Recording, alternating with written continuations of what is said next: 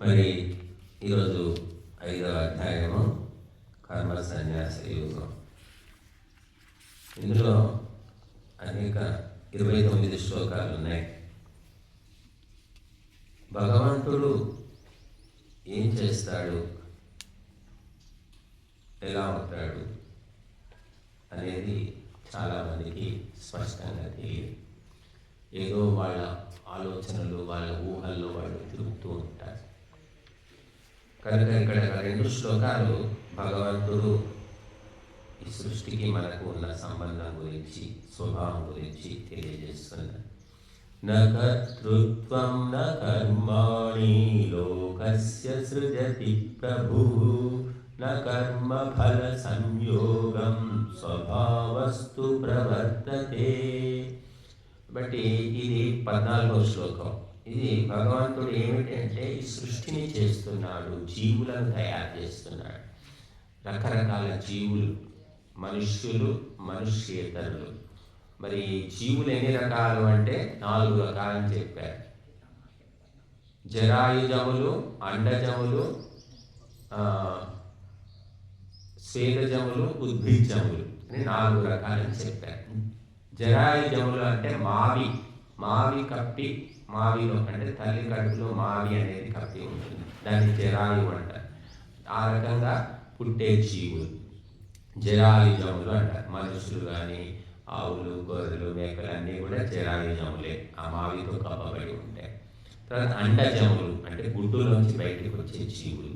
తర్వాత స్వేదజములు అంటే చెమట నుంచి పుట్టేటటువంటి జీవులు. అంటే చెమట నుంచి పుట్టేవి అంటే పేరు, అవి ఇవో ఉంటాయి అలాగా సూక్ష్మజీవులు. ఉద్భిజములు అంటే భూమిని చీల్చుకొని పుట్టేవి అంటే చెట్లు, చేమలు, ఇవన్నీ కూడా ఉద్భిజములు అంటారు. ఈ రకంగా 4 రకాల జీవులు ఉన్నాయి. ఇవన్నిటినీ కూడా భగవంతుడు పుట్టిస్తున్నాడు, పోషిస్తున్నాడు, చివరికి అంతం కూడా చేస్తున్నాడు. ఇవన్నీ చేసే భగవంతునికి ఏమీ అంటదా అంటే ఈ శ్లోకం మనకు చెప్తున్నా. కర్తృత్వం, భగవంతుడు ఈ మొత్తం చేస్తున్నా కూడా ఆయన నేను చేస్తున్నాను అనే అహంకారంతో లేడు. పరిపూర్ణ జ్ఞాని కాబట్టి ఏమి కూడా అంటదు. భగవంతుడు తన స్వభావ సిద్ధంగా పరోపకారం చేయాలి, అందరికీ మేలు చేయాలనే భావనతో చేస్తున్నాడు కాబట్టి ఏది కూడా అంటదు. నా కర్తృత్వము అంటే నేనే కర్తను, నేనే యజమానిని అనేటటువంటి ఫీలింగ్, భావన ఏమి భగవంతుడికి లేదు. ఎందుకు లేదంటే పూర్ణ జ్ఞాని. భగవంతుడికి కొత్తగా వచ్చే జ్ఞానం లేదు, పోయే జ్ఞానము లేదు. ఎప్పటికీ ఏకరసమైన జ్ఞానం అన్నారు. భగవంతుని జ్ఞానంలో మార్పు ఉండదు. మనకు చిన్నప్పుడు ఒక రకమైన తెలివి ఉంటుంది, పెరిగాక ఒక తెలివి ఉంటుంది, ముసలితనానికి ఓ తెలివి వస్తుంది, పోయేటప్పుడు ఇంకో తెలివి ఉంటుంది. రకరకాలుగా మన తెలివి మారుతూ హెచ్చు తగ్గులు అంటారు. భగవంతుని యొక్క తెలివిలో హెచ్చు తగ్గులు లేవు, ఒకటే ఏకరసంగా ఉంటాడు కాబట్టి ఆయనకు రాగద్వేషాలు ఉండవు. అని నా కర్తృత్వం, నేను చేస్తున్నాను అనేటటువంటిది లేదు. అహంకారం అంటే అది ఉంటుంది, అహంకారం లేదుగా భగవంతుడికి. నా కర్మాణి, మరి ఇన్ని కర్మలు చేస్తున్నాడు, సృష్టి, స్థితి, లయములు, మళ్ళీ కర్మ ఫలాలు ఇస్తున్నాడు. ఈ 3 కాకుండా కర్మ ఫలాలు, మంచి పని చేస్తే సుఖం ఇస్తున్నాడు, చెడు పని చేస్తే దుఃఖం ఇస్తున్నాడు. మరి ఇవన్నీ ఇంత రకాలుగా చేస్తుంటే ఏమీ అంటట్లేదంటే ఏమీ అంటదు. ఎందుకంటే ఆయన అంటించుకోవడానికి వీలు లేదు, అతీతంగా ఉన్నాడు భగవంతుడు. కనుక నా కర్మాణి, ఎన్ని చేసినా కూడా భగవంతుని అంటదు. కాబట్టి చాలామంది తిడుతూ ఉంటారు, దేవుడు ఏం దేవుడు, పాడు దేవుడు, దేవుడు నాశనంగా, దేవునితో మనువయ, ఏం దేవుడు, నమ్ముకుంటే నాశనం చేసిండు, నా బతుకు అగచాట్ల పాలు చేసిండు, నాకేం మంచి జరగట్లేదు, దేవుని నమ్ముకుంటే లాభం లేదు అని అంటూ ఉంటారు కొందరు. అంటే భక్తులు తమో గుణం పెరిగినప్పుడు. అలాగా మనం కొంతమంది భక్తులు కూడా అన్నట్టు మనం చూస్తాం. మరి రామదాసును జైల్లో పెట్టారు, రామాలయం కట్టినందుకు. ఆయన జైల్లో ఉండి కూడా రామ రామ రామ అనుకుంటున్నాడు పాపం. ఆ పాటలు, భజనలన్నీ రాశాడు. ఒక భజనలో సీతను రాముడు కూడా గట్టిగా నిలదీశాడు. నన్ను బ్రోవమని చెప్పవే సీతమ్మ తల్లి, నన్ను బ్రోవుమని చెప్పవే అంటూ బాగా ఏడ్చాడు, బాధపడ్డాడు. ఎందుకంటే కొరడాలతో కొట్టడం, ఆ అన్నం కూడా చూసుంటారు మీరు. ఆ గోల్కొండలో రామదాసు బందీఖాన పైన ఒకటి రంధ్రం ఉంటుంది, అందులోంచి ఒక తాడు కట్టి ఆ అన్నమో సున్నమో ఏదో ఆయనకి పారేసేవాళ్ళు. చీకటి కొట్టం, అందులోనే పాపం ఆయన మరి రాముడు, సీతమ్మ, లక్ష్మణుడి చిత్రాలు, విగ్రహాలు కూడా చెప్పుకున్నాడు ఆయన గోడ మీద. మరి ఎలాగో మరి చూడండి, అంత భక్తి అన్నమాట. మరి ఇంకా భజనలో నిందిస్తూ ఉంటాడు, అప్పుడప్పుడు కోపం వస్తుంది. ఎవడబ్బా సొమ్మాని కులుకుతూ తిరిగేవు రామచంద్ర, సీతమ్మకు చేసి చింతాకు పథకము రామచంద్ర అంటాడు. చూడండి ఎంత కోపం వచ్చిందే. నా 14 ఏళ్ళు 13 ఏళ్ళు నన్ను బాగా హింసలు పెడుతున్నారు, నీకోసం గుడి కట్టాను, నేను ఇల్లు కట్టుకున్నాను, ఇప్పుడు పొలం సంపాదించుకున్నాను, నా భార్యకి ఏమైనా నగలు చేయించాను, నేను దేవాలయం కోసం అని మొత్తం చేస్తే నాకు ఈ హింస ఏంటి, తట్టుకోలేక ఎప్పుడో ఒక క్షణం పాపం, రోజు తిట్టడం కాదండి పాపం, భక్తుడు కాబట్టి ఎప్పుడో ఒకసారి ఆయన మనసు అనిపించిందో పాటలో తిట్టేశాడు. ఎవడబ్బా సొమ్మని కులుకుతూ తిరిగి, ఎవరిచ్చాడు నీ దశరథుడు ఏమైనా పంపించాడా, ఇప్పుడు నీ మామ ఏమైనా జనకుడు పంపించాడు ఇదంతా అని ఆ పాటలో చెప్తాడు. కాబట్టి అట్లా తట్టుకోలేక భక్తులు ఉంటారు పాపం, ఎన్నో బాధలు ఎందుకని వచ్చుకుంటారు మనిషిగా. ఇక తట్టుకోలేక ఒకరోజు బ్లాస్ట్ అయిపోతారు, గట్టిగా తిడతారు. భగవంతుడు తిడితే భగవంతుని అంటితే తీసుకుంటే అంటుకుంటాయి, తీసుకోకుండా అంటేదే. ఇప్పుడు భగవంతుడు అన్నిటికీ అతీతుడు, స్తుతికి నిందకు అతీతుడు అని చెప్పారు. స్తుతి అంటే మనం పొగుడుతున్నాం, రకరకాలుగా భగవంతుని కీర్తిస్తున్నాం. మనం ఎన్నో పాటలు ఉన్నాయి, మనం అష్టోత్తర నామాలు ఉన్నాయి, సహస్ర నామాలు ఉన్నాయి, అన్ని భగవంతుని స్తుతే. అన్ని ఒకటితే భగవంతుడు పొంగిపోతాడా, ఉబ్బి తగ్గిపోయిపోతాడా? అబ్బా పొద్దున్న లేచి నన్ను సహస్రనామాలు చదువుతున్నారు ఆయన ఉబ్బిపోయి మనకు కొత్తగా ఏమైనా చేస్తాడు?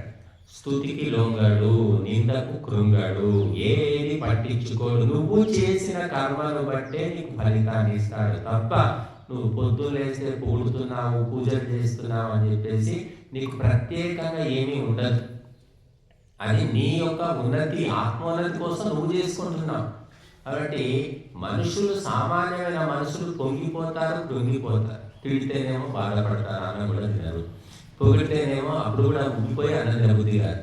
ఆ పొగడతలు, సన్మానాలు చేసేసారు. ఈరోజు నాకు ఆఖరిగా లేదే, బాగా చాలా సన్మానం చేశారు, ఎంత బాగా నా గురించి ఎంత గొప్ప చెప్పారు, ఆకలి లేదు అంటారు. అంటే స్తుతించినా నిందించినా అన్నిటికీ ఫీలింగ్స్ అన్నమాట. దేవుడికి ఏ ఫీలింగ్ చేసుకుంటూ పోవడమే అలాగా. కాబట్టి భగవంతుడు అలాగా స్తుతికి పొంగడు, మన యొక్క కర్మ ఫలాలు మార్చడు అని తెలుసుకోరు చాలామంది. భగవంతుని పొగిడితే భగవంతుడు ఏదో చేస్తాడు నాకు, అంటే నా పట్ల నేను ఎన్ని పాపాలు చేసినా నాకు తందన పాడుతాడు, నన్ను రక్షిస్తాడు అని అనుకుంటారు కొంతమంది. ఎందుకంటే చదవరు, శాస్త్రాలు చదవరు, గురువులు చెప్పింది కూడా వినరు. కాబట్టి ఆ భగవంతుడికి నా కర్మాణి, కర్మలు ఏవి అంటవట. లోకస్య సృజతి ప్రభువు, ప్రభువు అంటే రాజు, రాజాధిరాజు, దేవదేవుడు, చక్రవర్తి, ప్రపంచానికి కిరీటము లేని రాజు భగవంతుడు. అందుకే లోకస్య సృజతి, లోకాన్ని సృజిస్తూ ఉన్నాడు, మొత్తము నడిపిస్తూ ఉన్నాడు. కానీ ఏవి కూడా ఆయనకు అంటడమే లేదు. మళ్ళీ ఏమంటున్నాడు, నా కర్మఫల సంయోగం. కర్మ ఫలాలు, కర్మ అంటే పని, అది మనం చేస్తూ ఉన్నాం, మంచి పని చెడ్డ పని ఏమైనా కావచ్చు, కర్మలు అంటారు. ఈ కర్మలో చేసినందుకు ఫలితం అనేది ఉంటుంది. ఆ ఫలితంతో సంయోగము అంటే కలయిక లేదు. భగవంతుడు మంచి పని చేస్తున్నాడు, చెడు పనులు ఏం చేయట్లేదు. జీవులందరికీ మరి ఆహారము ఇస్తున్నాడు. అడవి పక్షులకెవ్వడు ఆహారమిచ్చెను, మృగజాతికెవ్వడు మేత పెట్టే, పశులకెవ్వడు ఇచ్చే పచ్చి పూరి, చెట్లకెవ్వడు నీళ్లు చేది పోసే, వనచరాదులకు భోజనమెవ్వడిప్పించే అని ఒక కవి చెప్తాడు. అన్ని జీవులకు ఎక్కడ ఎంత ఇవ్వాలో, ఏం దొరకాలో అది దొరుకుతున్నాయి. భగవంతుని వ్యవస్థలో ఏ లోటు లేదు. మనుషులు సృష్టించుకున్న వ్యవస్థలోనే లోటుపాట్లు ఉన్నాయి, అది గుర్తుపెట్టుకోవాలి. మీరు అడవి భగవంతుడు నడిపిస్తున్నాడు, అడవి ఎవరు నీళ్ళు పోస్తున్నారు, ఆ చెట్లు ఎవరు పెట్టారు, పండెట్లా కాస్తున్నాయి, నీ పక్షులు, లక్షల పక్షులను ఎవరు పోషిస్తున్నాడు, ఏనుగులు, ఖడ్గమృగాలు, దున్నపోతులు, అడవుల్లో ఎంత ఒక్కొక్క జీవికి 100 కిలోల ఆహారం కావాలి. ఎవరు పెడుతున్నారు? ఏ గవర్నమెంట్ పెట్టగలుగుతుంది? కాబట్టి భగవంతుని వ్యవస్థ వ్యవస్థ లోపల ఏ లోటు లేదు. మనుషులు తయారు చేసుకున్న ఈ సమాజం ఇక్కడ అన్ని హెచ్చు తగ్గులు, లోటుపాట్లు, లాభ నష్టాలు, రాగద్వేషాలు, హత్యలు, దొంగతనాలు, అన్ని క్రైమ్ వరల్డ్ అనమాట. మనుషుల లోకం ఏంటి? Crime world. మీ అడవికి పోండి, సముద్రంలోకి పోండి, ఎడారిలోకి పోండి, లోయల్లోకి పోండి, గుహల్లోకి, ఎక్కడ ఏ క్రైమ్ ఉండదండి. ఆకలి వేస్తే అసింహం కానీ పులి కానీ ఆకలి అయితేనే చంపి తింటాయి. ఆకలి అయిపోయిన తర్వాత మళ్ళీ ఫ్రిడ్జ్లో దాచిపెట్టుకోవాలి. మళ్ళీ ఆకలి అయినప్పుడే చంపుతాయి. మనిషి ఏంటంటే ఈ పూట తిని మళ్ళీ రేపటి కోటి పెడతాడు, ఇల్లుడికి ఏంటి అని మొత్తం ఫ్రిడ్జ్లో పెట్టుకుంటాడు, లేదా బ్యాంకులో పెట్టుకుంటాడు, ఇక్కడ దాచిపెట్టుకుంటాడు. ఇది మనిషి స్వభావం. కానీ జంతువులు, పక్షులకు అలవాటు లేదు. కానీ రేపటికి దొరుకుతుంది, సాయంకాలానికి దొరుకుతుంది, ఎప్పటికి దొరుకుతూనే ఉంది బయటికి. తిండి లేక ఏ పక్షి ఏ పశువు చావడం లేదు. కరువు వస్తుంది ఒక్కొక్కసారి. ఆ కరువు పశువులు జంతువుల వల్ల రావట్లేదండి, మనుషులు చేసిన కర్మల ఫలితము కరువు వచ్చి ఒక్కొక్కసారి అడవి ఎండిపోతుంది. కారణం ఆ పశువులు జంతువులు కాదు, మనుషులే. మనుషుల వల్లనే జంతువులకు బాధలు కలుగుతున్నాయి తప్ప జంతువుల వల్ల మనిషికి బాధ కలగడం లేదు. అడవిలో మరి ఆహారం దొరకకపోతే, మరి అడవి ఎండిపోతే, కరువు వస్తే అవి వచ్చి ఊరి మీద పడతాయి. కనుక జంతువులన్నీ, పక్షులన్నీ, క్రిములు, కీటకాలన్నీ భగవంతుని యొక్క శాసనాన్ని అనుసరిస్తున్నాయి కాబట్టి దొరుకుతుంది. మనిషి నువ్వెవరన్నా చెప్తే నా ఇష్టం వచ్చినట్టు చేసుకుంటా అని తనకు తోచినట్టు చేసుకుంటూ పోతున్నాడు. కాబట్టి హెచ్చు తగ్గులు ఉన్నాయి, ఆకలి దప్పికలు ఉన్నాయి, దొరుకుతుంది. నువ్వు లక్షలు సంపాదించుకుంటే నువ్వు 3 పూటలు తినగలుగుతావా? నమ్ముతున్నావా? నీ దగ్గర ₹1,00,00,000 జమ చేసావు, నువ్వు 3 పూటలు తింటావా? గ్యారెంటీ నువ్వు ఇస్తావా? అంటే ఇవ్వలేము. మన కోట్లు జమ చేసుకున్నా రాను ఆకలి ఉంటుందా, ఆకలి చస్తుందా, ఒక్క పూటైనా అరుగుతుందా ఆ కోటీశ్వరునికి కూడా తెలియదు అనమాట. అటువంటి పరిస్థితి. కాబట్టి సంపాదించినా సంపాదించకపోయినా నీ కర్మను బట్టి నీకు దొరికేది దొరుకుతుంది. చూడండి, మీరు తాగుబోతు పని చేయడు, పాట చేయడు, జూదగాడు ఉంటాడు, పని పాట ఏముండదు, తిరుగుపోతుంటాడు, తిండిపోతుంటారు, వాళ్ళు ఏమీ చేయరు. మీరు చూస్తూనే ఉంటారు మీ చుట్టుపక్కల ఎంతో మంది. మరి వాడు తిండి దొరుకుతూనే ఉంది, కొనుక్కుంటారు. కష్టపడి పని చేసేవాడికి తినడానికి టైం ఉండదు. ఈ 2 రకాల విచిత్ర పరిస్థితులు చూస్తున్నాం. వీటన్నిటికీ కారణం ఏమిటంటే మనుషులు చేసుకున్న కర్మలు, గత జన్మ కర్మలు. ఈ కర్మల యొక్క ఆ చక్రం అనేది చాలా విచిత్రమైనదని చెప్పారు. కాబట్టి మనిషి దాన్ని ఊహించలేడు అన్నమాట. కష్టపడ్డవాడికి తిండి దొరకదు, తిని కూర్చున్న వాడికి 3 పూటలు దొరుకుతుంది. ఏమిటి కారణం అనేది మన ఊహకు అందదు. అది కర్మచక్రం అని చెప్పారు. కాబట్టి ఆ పుణ్యం అనేది ఉన్నంత వరకు మనకి సుఖం దొరుకుతుందండి. ఆ పుణ్యం ఎప్పుడైతే పూర్తయిపోతుందో వాడికి అన్నం పెట్టారు, కుక్కర్ కొట్టినట్టు కొట్టి తరిమేస్తారు, వాడికి ఆ పరిస్థితి వస్తుంది. కాబట్టి మనం ఎప్పుడూ కూడా పుణ్యాన్ని సంపాదించుకోవాలి. ఇంకా ఇంతకుముందు చేశాం కదా, ఇంతకుముందు పెద్ద యజ్ఞం చేశారు కదండి, 10 రోజులు 15 రోజులు, మళ్ళీ ఎందుకు చేయాలి అంటే ఆ చేసింది ఎప్పటికీ ఉండదు. పుణ్యము కూడా అనుభవిస్తున్న కొద్దీ నశిస్తూ ఉంటుంది. కాబట్టి మళ్ళీ మనం ధర్మకార్యాలు, పుణ్యకార్యాలు చేసుకుంటూ ఉండాలి అని చెప్పారు శాస్త్రకారులు. నిన్న తిన్నాము, మొన్న తిన్నాం, కాబట్టి ఈరోజు తినామా అంటే ఈరోజు తినాల్సిందే. ఒక పూట మానేసగలుగుతాం. 2 పూటలు, 2 రోజులు, 3 రోజులు మానేస్తే ఏమవుతుంది? కాబట్టి మనం ఎప్పుడూ ధర్మకార్యాలు చేయాలి. కనుక భగవంతుడు నా కర్మఫల సంయోగము, కర్మఫలాలతో సంబంధమే లేదు. ఒకడు దొంగతనం చేశాడు, ఎవరికీ తెలియదు, గుట్టుగా చాటుగా చేశాడు, ఏ సీసీ కెమెరాలు రికార్డు కాలేదు. మరి దొంగతనానికి ఫలితం ఎవరు ఇవ్వాలి? గవర్నమెంట్ కూడా తెలియదు. మరి తెలిసే గవర్నమెంట్ శిక్ష వేసేది, తెలియదు. అప్పుడు దొంగతనానికి ఫలితం ఏమి కావాలి అంటే అది భగవంతుని యొక్క శాస్త్రం. అప్పుడు ఎవరికీ తెలియకుండా చేసిన ఆ కర్మకు భగవంతుడు శిక్ష విధిస్తాడు. ఏ రకంగా అనేది తెలియదు. కాబట్టి ఎవరు చూడడం లేదు అని మనిషి అనుకుంటాడంటే మానవులు చూడటం లేదు. కానీ భగవంతుడు సహస్ర శీర్ష పురుష, సహస్రాక్ష, సహస్రపాద్ అని వేదం చెప్తుంది. లక్షల కోట్ల కన్నులున్నాయట, లక్షల కోట్ల చేతులున్నాయి, కాళ్ళున్నాయి. అంతటా వింటున్నాడు, అన్నీ చూస్తున్నాడు, గమనిస్తున్నాడు. నీ వెనకే ఉన్నాడు, నీ ముందున్నాడు, నీడున్నాడు, కిందున్నాడు, పక్కనున్నాడు, అంతటా ఉన్నాడు ఆ భగవంతుడు. కాబట్టి తప్పించుకొని పోలేవు. వరుణపాశము అని చెప్పారు వేదంలో. వరుణపాశం అంటే భగవంతుడి యొక్క పాశాలు ఎలా ఉన్నాయంటే 3 లోకాల్లో 14 భువనాల్లో విస్తరించి ఉన్నాయి. ఎంత పారిపోయినా అక్కడే అన్నికంటే ముందే ఉన్నాడు, అక్కడ పట్టుకుంటాడు. ఇప్పటికి ప్రభుత్వం లిమిటెడ్, మరి శిక్ష లిమిటెడ్, కానీ భగవంతుడు అన్లిమిటెడ్, అపరిమితం అన్నమాట. కాబట్టి ఆయనకు కర్మఫలాలతో సంబంధం లేదు. ఆయనకు నిరంతరము నిష్కామ కర్మలు పరోపకార బుద్ధితో చేస్తున్నాడు. ఇదంతా ఎందుకు చేశాడు? ఈ సృష్టి ఇదంతా ఎందుకు పుట్టించాడు? దేవుడు పుట్టించకుండా పీడ పోయేది కదా. పుట్టి ఏం చేస్తున్నాం, ఏం సాధిస్తున్నాం, ఎందుకు పుట్టించాడు అంటే ఈ కర్మ ఫల చక్రం, ఫలం ఇవ్వాలి కాబట్టి, ఆ శక్తి ఉంది కాబట్టి భగవంతుడు ఇస్తున్నాడు. ఇవ్వు భగవంతుడు అని ఎవరు అడగడం లేదు. కానీ భగవంతుడు పరిపూర్ణ జ్ఞాని కాబట్టి ఈ జీవులందరికీ అవసరమైనటువంటి ఆహార విహార వ్యవహారాలు అన్నీ సమకూరుస్తూ ఉన్నాడు. జ్ఞాని కాబట్టి. జ్ఞానికి ఎవరు చెప్పాల్సిన పని లేదండి. నువ్వు పాడని ఎవరంటారు? పాట వచ్చిన వాడు సహజంగానే పాడతారు. కోకిలకి ఎవరు పాడమని చెప్పారు? వసంతకాలం వచ్చినట్టు కోకిల పాడుతూ ఉంటుంది. నెమలి నాట్యం చేస్తుంది. మేఘాలు వస్తే నెమలి నాట్యం ఎందుకు చేస్తుంది అంటే ఎవరు చెప్తారు? స్వభావం అది. అలా భగవంతుడు స్వభావస్తు ప్రవర్తతే అని ఈ శ్లోకం చెప్తుంది. భగవంతుడి స్వభావము మంచి చేయడము, అందరినీ రక్షించడము, ఎవరి కర్మకు ఎటువంటి ఫలితాలు ఇవ్వాలో ఇవ్వగలిగే శక్తి ఉంది కాబట్టి ఇస్తున్నాడు. శక్తి ఉన్నవాడు ఎందుకు ఊరుకుంటాడు?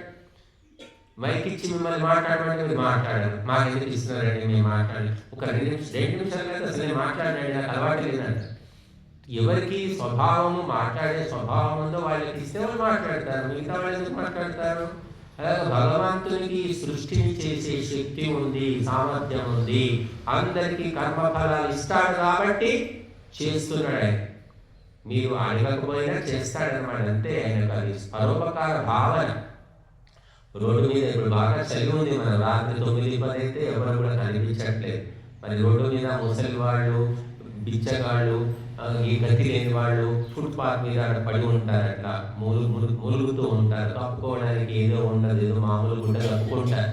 ఇలా ఎవరైనా ఒక దయావంతుడు, కరుణా సముద్రుడు ఎవరైనా వెళ్తూ చూసి అయ్యో ఎవరో ముసలం ఉంది, అవి కప్పుకోవడానికి ఏం లేదు అని మనసులో అనిపిస్తుంది. అతని ఆ ముసలం వచ్చి అడిగింది, ఆమె మూడుకొని పడుకొని ఉంటుంది. కానీ చూసి అయ్యో ఏమని లేదు, తెచ్చివ్వాలి, చెయ్యాలి అనుకుంటాడు. తెల్లారింటికి పోయాక గుర్తుపెట్టుకొని అది తెచ్చి కప్పుతాడు. ఇది ఎవరు అడిగారు, ఎవరు చేశారు అంటే అది అతనిలో ఉన్నటువంటి దయా హృదయము. అట్లా భగవంతుని ఎవరు అడగట్లేదు, సృష్టి చేయవయ్యా, మమ్మల్ని గుర్తించు, నాకు ఇలాంటి మొహం ఇవ్వు, నాకు ఈ కాలు ఇవ్వు, చేతులు ఇవ్వు, నాకు ఇలా చేయి అలా చేయి, ఎవరు అడగడం లేదు. కానీ భగవంతునికి స్వభావము, చేయగలిగే శక్తి ఉంది కాబట్టి ఆయన చేస్తూ పోతున్నాడు. తిట్టినా అవసరం లేదు, పొగిడినా పట్టించుకోవడం అనమాట, చేసుకుంటూ. అందుకే నిష్కామ కర్మ అన్నాడు భగవంతుడు. నిష్కామ కర్మ అంటే ఇది నాకు కావాలి, దీనివల్ల ఈ లాభం వస్తుంది అని ఆలోచించి చేయట్లేదు, అది నిష్కామ కర్మ అంటారు. సకామ కర్మలు, నిష్కామ కర్మలు 2 ఉన్నాయి. సకామ కర్మలు అంటే లాభ నష్టాలు వేరు చేసుకొని చేసేవి. నిష్కామ కర్మ అంటే ఇప్పుడు ఆ ముసలామ్మకు దుప్పటి తెచ్చి కప్పేశాడు. అతనికి ఏమొచ్చింది, ఏ లాభం వచ్చింది చెప్పండి? ఏ లాభం కోసం చేశాడు అతను అంటే ఏ లాభం ఏమీ లేదు. దుప్పటి కొనుక్కురావడానికి 500-1000 రూపాయలు అవుతుంది. ఇంకా ఆ అమ్మ ముసలమ్మ తెచ్చి ఏమి ఇవ్వదు, మెచ్చుకునే శక్తి కూడా అనుకుంటారు.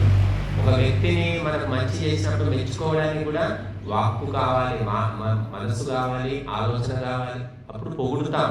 అసలు ఆమెకి ఏమి చదువు లేదు, ఏమి ఆమె ఏం పొగుడుతుంది, ఏం చెప్తుంది, కృతజ్ఞత, అయ్యా ధన్యవాదాలు అని కూడా అనలేదా. కానీ ఎందుకు చేశాడు అంటే అతని మనసులో దయ ఉంది కాబట్టి చేశాడు. అంటే ఆ దయ అనేది శాంతించింది, అతనికి అప్పుడు తృప్తి అనిపిస్తుంది. మనసులో పడుతుంది, ఆమె చుట్టము కాదు, పక్కము కాదు, ఏ సంబంధము లేదు, ఇక ముందు ఎప్పుడైనా ఆమె ఇస్తుందని కూడా ఆశ లేదు. దాన్ని నిష్కామ కర్మ అంటారు. అటువంటి స్వభావము దయ ఉన్న వాళ్ళకే ఉంటుంది. దయనే ధర్మం, ధర్మమే దయ అని చెప్పారు.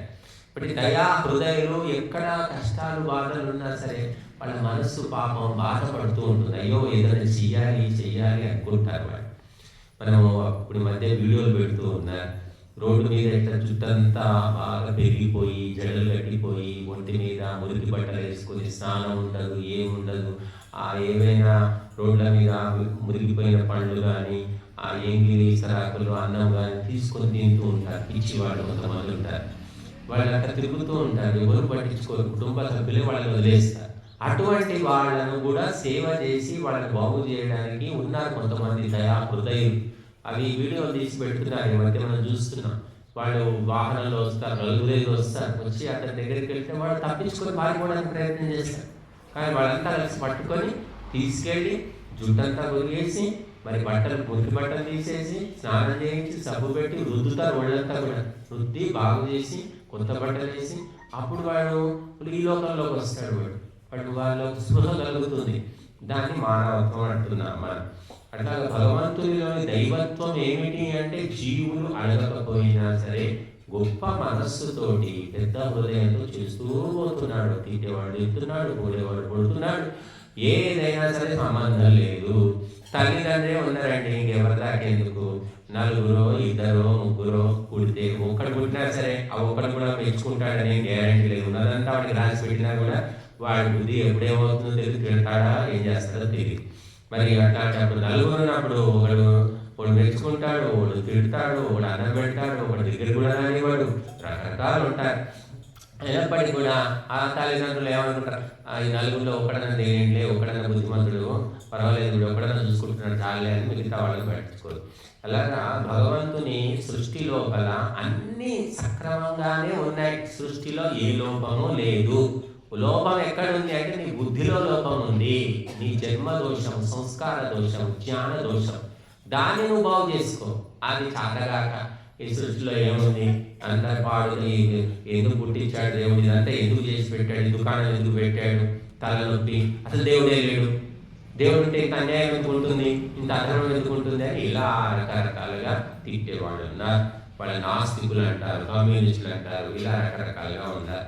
బట్ ఈ సృష్టి రహస్యాన్ని సూక్ష్మ బుద్ధులు, విద్వాంసులు మాత్రమే తెలుసుకోగలుగుతారు. సామాన్యుడికి తెలిసేది కాదు, అంతు పొంతు లేదన్నమాట.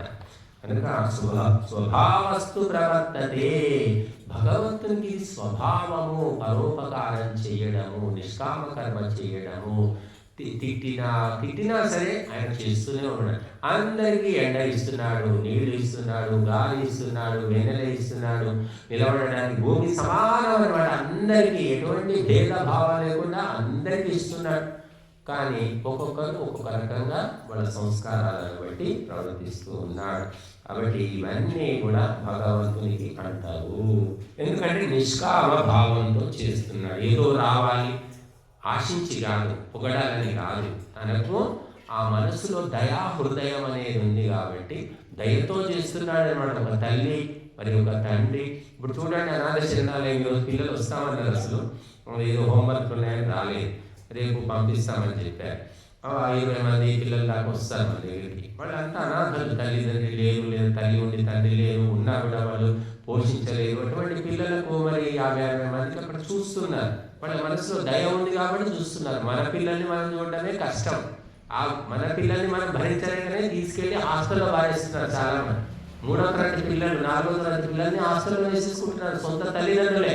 పోనీ 10 మంది ఇంట్లో ఉన్నారంటే లేదు, ఒకడో ఇద్దరు ఉంటారు, వాళ్ళు కూడా తట్టుకోలేక వేసేస్తున్నారు. అటువంటిది ఎవరో కన్న పిల్లలు, సంబంధం లేని పిల్లలు 50 మందికి అన్నం పెడుతున్నారు, 3 పూటలా, వాళ్ళ షెల్టరు, వాళ్ళ చదువు అన్నీ చేస్తున్నారు. అంటే భగవంతుడు అనాథలను కూడా రక్షిస్తున్నాడు. ఏ విధంగా అంటే ధార్మికుల హృదయంలో దయను పుట్టించడం ద్వారా.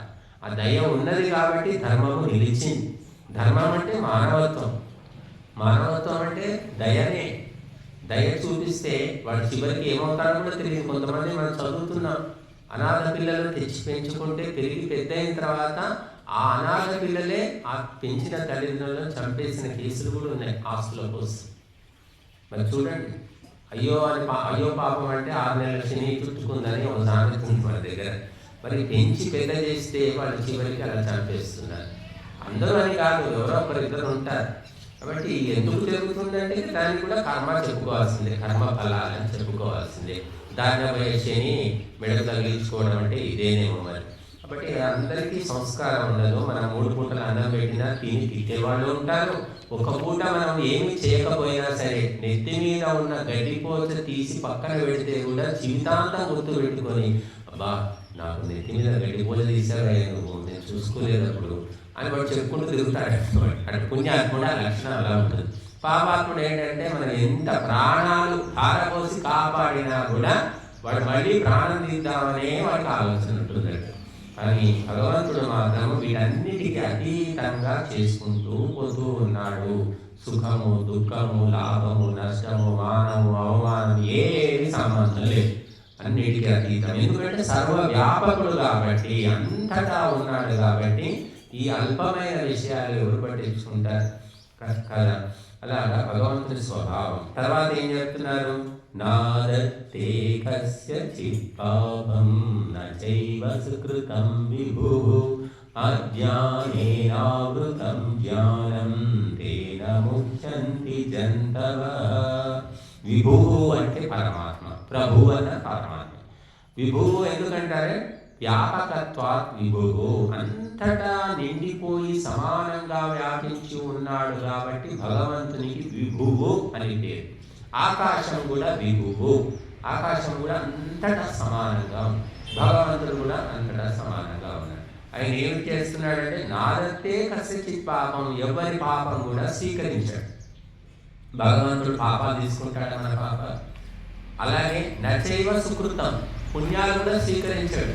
మనం చేసుకున్న పాపం మనం అనుభవించాల్సిందే, మరి మనం చేసుకున్న పుణ్యం కూడా మనం అనుభవించాల్సిందే. కానీ భగవంతుడికి అంటారు. కొంతమంది ఏం చేస్తారంటే దేవుడి పేరు మీద డబ్బులు వసూలు చేయడం, గుడి కట్టామంటారు, ఏదో మఠం కట్టారంటారు, ఏదో కార్యక్రమము రథయాత్ర అంటారు, తీర్థం అంటారు, ఏవో చేస్తూ ఉంటారు దైవ కార్యక్రమాలు. ఇప్పుడు వినాయక చవితి వినాయకుడు చందాలు వసూలు చేస్తారు, మండపాలు వేస్తారు, 10 రోజులు చేస్తూ ఉంటారు. ఎందుకంటే దేవుడి కోసం అంటారు. దేవుడు చేయమన్నాడా? మరి వాళ్ళు అప్పతప్పలు చేస్తే అదే వినాయక మండపంలో వాడు పేకాట ఆడుతూ ఉంటాడు, మందు తాగుతారు, గుట్కాలు తింటారు. వినాయకుడు ఊరేగింపులో వాళ్ళు గుట్కాలు తిని మందు తాగి డ్యాన్సులు చేసేవాడు. ఇదంతా భగవంతుడికి అంటుతుందా? భగవంతుడి పేరు చేస్తున్నారు వాళ్ళంతా, కానీ అది భగవంతునికి సంబంధం లేదు. పుణ్యము తీసుకోడు, పాపము తీసుకోడు, భగవంతుడికి ఏమి సంబంధం లేదు. ఇప్పుడు యజ్ఞం చేస్తున్నాం, యజ్ఞం యొక్క ఫలితం ఎవరికి పోతుంది? దేవుడికి పోతుందా, మనకు పోతుందా? చెప్పండి, ఎవరికి పోతుంది ఫలితం? దేవుడికి పోదు, దేవుడికి ఏమి పోదు, అన్ని మళ్ళీ మనమే అనుభవించేది. పేరు దేవుడిది.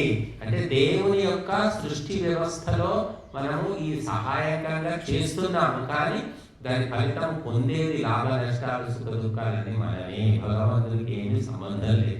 చేయమని చెప్పాడు, యజ్ఞం చేసుకోండి అయ్యా బాగుపడతారని చెప్పాడు.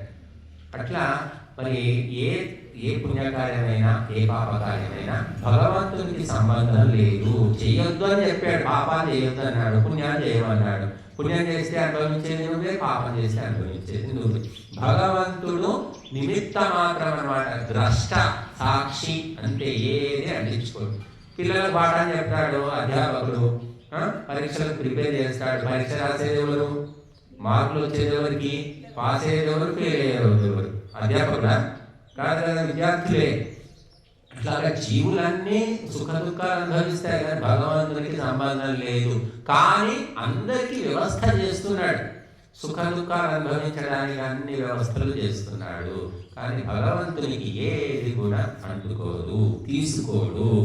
కనుక మనము ఈ చేసిన కర్మల్లో లోటుపాట్లకు మనమే కారణం తప్ప భగవంతుడు కాదు. అజ్ఞానేనావృతం జ్ఞానం తేన ముఖ్యంతి జంతవః. జంతవః అంటే జంతువులు. జంతువులు అంటే మన తెలుగులో ఏమనుకుంటాడు? జంతువు అంటే యానిమల్, పశువులు, పక్షులు, జంతువులు, సింహాలు, పులులు, ఖడ్గమృగాలు, ఏనుగులు, ఈ జంతువులని మనం తెలుగులో అంటున్నాం. కానీ సంస్కృతంలో జంతువు అంటే మనిషి కూడా జంతువే. ఎందుకు మనిషిని జంతువు అంటారంటే జన్మించిన ప్రతిదీ జంతువే. ఇప్పుడు ప్రతి ఒక్క ప్రాణి జంతువే, కానీ మనం కూడా జంతువులనే. కాబట్టి జంతు ప్రదర్శనశాల అని ఉంటుంది హైదరాబాద్లో, జూలాజికల్ పార్క్ అంటారు. అందులో అన్ని రకాల జీవులు ఉంటాయి. మనిషి మాత్రం ఉంటాడు, ఏ బోర్లో ఉంటాడు. మనుషులేమో వెళ్ళి చూస్తూ ఉంటారు. అసలు జైల్లో ఉన్నది మనిషే. అసలు ఫ్రీగా ఉన్నవన్నీ అన్ని జీవులు ఫ్రీగా ఉన్నాయి, ఒక మనిషే బంధంలో ఉన్నాడు. కానీ మనిషి ఏమనుకుంటాడు? నేనే ఫ్రీగా ఉన్నాను, అన్ని పక్షులు మా జంతువులను బంధించి మురిసిపోతూ ఉన్నాడు. కనుక అజ్ఞానాన్ని ఆవరించడం వల్ల, జ్ఞానం లేకపోవడం వల్ల ఈ మనుషులు ఏమనుకుంటారంటే దేవుడు పాపాలు స్వీకరిస్తాడు, దేవుడు పుణ్యాలు స్వీకరిస్తాడు అని అనుకుంటున్నారు. ఇప్పుడు చాలా మంది గంగకు పోతారు, మునుగుతారు, పాపం పోయింది అనుకుంటారు. ఎట్లా పోతుంది? ఎక్కడికి పోతుందా పాపం? చేసిన పాపం ఎక్కడికి పోయినా ఏ జన్మకైనా అనుభవించవలసిందే అని చెప్తున్నాయి శాస్త్రాలు. జన్మ కోటి శతైరపి అన్నది, కోటి కోటి జన్మలు అనుభవించినా కూడా పుణ్య పాపాల కర్మల ఫలాలు అనుభవించకుండా వదిలిపెట్టవు. కాబట్టి ఎక్కడికైనా వెళ్ళండి, చూడండి, కానీ పాపము పోదు. పాపం ఎప్పుడు పోతుంది అంటే మనము ఆ కర్మను వదిలిపెడితే పాపం పోతుంది, చేయకుండా ఉంటే పాపం పోతుంది. ఇంతకుముందు చేసిన వాటి ఫలితం వద్దనుకున్నా వచ్చి పట్టుకుంటుంది. అది ఎవ్వరూ తప్పించుకోలేదు. ఏ మహాపురుషునికి కూడా తప్పదు. ఏదో జన్మలో చేసిన పాపము ఉంటే కూడా అనుభవించవలసిందే. అందుకే మనం చూస్తుంటాం మహాత్ములు మహాపురుషులు బాధలు పడడం, వాళ్ళు ఎవ్వరు ఈ చీమకు కూడా హాని చేయలేదు, ఈయనకి ఎన్ని బాధలు ఎందుకు వచ్చాయి అనుకుంటాం. ఏదో జన్మలో చేసిన పాపాలు అన్నమాట, పరిపక్వమై ఈ జన్మలో తగులుకుంటాయి. కాబట్టి అజ్ఞానంతో ఆవరించడం వల్ల ఆ జ్ఞానం అనేది లేక మనుషులంతా ఏమనుకుంటారంటే భగవంతుడు పాపాలు స్వీకరిస్తాడు, పుణ్యాలు స్వీకరిస్తాడు అనుకుంటారు. భగవంతుడికి ఏది సంబంధం లేదు. యజ్ఞం చేసుకోండి, దానివల్ల ఈ వాయు శుద్ధి జరుగుతుంది, ప్రాణశుద్ధి జరుగుతుంది, మరి ప్రపంచంలో జీవులందరికీ మేలు జరుగుతుందని భగవంతుడు చెప్పాడు. చేయకపోతే పాపము, చేస్తే పుణ్యము అని నీకే జరుగుతాయి. భగవంతుడు ఫలాన్ని మాత్రమే ఇస్తాడు.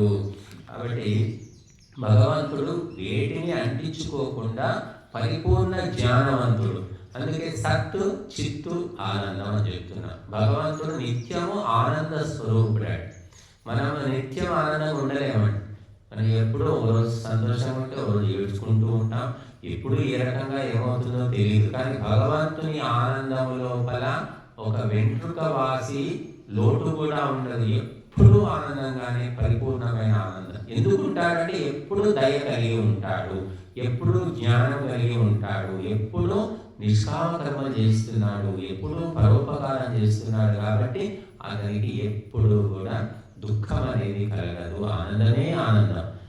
అందుకే ఆనంద స్వరూపుడైన భగవంతుని నమ్ముకున్న భక్తులు కూడా ఆనందంగా ఉంటారు. చూడండి, ఒక కోటీశ్వరుడు, ఒక గొప్ప అధికారి, ముఖ్యమంత్రి, ప్రధానమంత్రికి కూడా లేని ఆనందము ఒక సామాన్యమైన భక్తుడి దగ్గర ఉంటుంది. ఎందుకంటే ఆనంద స్వరూపుడైన భగవంతుని నమ్ముతున్నాడు కాబట్టి ఇతనికి కూడా ఆనందం దొరుకుతుంది. కాబట్టి ఆ భక్తుడు ఏమున్నా లేకపోయినా గుడిసెలో ఉన్నా కూడా ఆనందంగా ఉంటాడు. కాబట్టి మనం ఆనంద స్వరూపుడైన పరమాత్మ తత్వాన్ని తెలుసుకోవడానికి ప్రయత్నం చేయాలి. అది ఎప్పుడైతే మనకు తెలుస్తుందో ఇక నిరంతరం ఆనందమే. ఈ వస్తువులు రావడం పోవడం హెచ్చు తగ్గులు వీటితో సంబంధం ఉండదన్నమాట. ఎప్పుడు ఆనందంగానే ఉంటారు భగవంతుని తత్వం తెలుసుకునే వ్యక్తులు. ఎందుకంటే నీకు ఎప్పుడు ఏది ఎలా రావాలో ఎలా పోవాలో అది జరుగుతూ ఉంటుంది.